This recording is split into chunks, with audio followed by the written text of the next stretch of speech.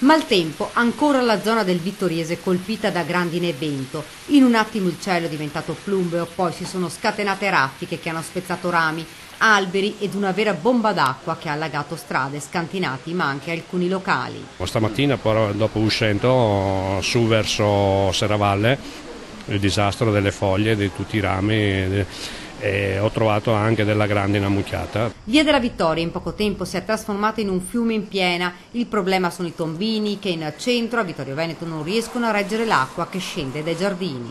Il problema grosso è che ci sono tombini che non scaricano. Ieri sera qui era un lago questa strada.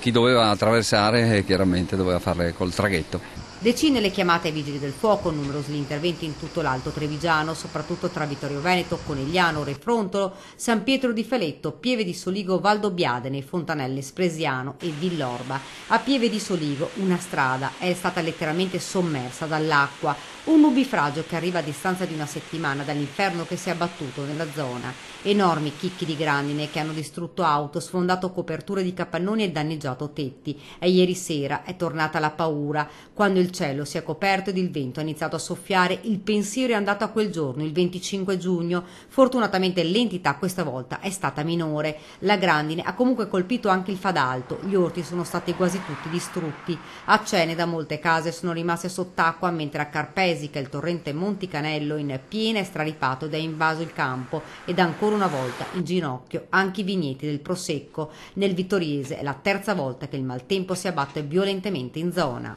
Credo nella instabilità del tempo in questo clima sempre più tropicale, ahimè. E forse chi ha fatto qualche previsione, non dico catastrofica, però preoccupata, qualche ragione ce l'aveva. Fra i residenti ora regna la paura, tanto caldo, e poi in un attimo si scatena l'inferno, fenomeni inspiegabili.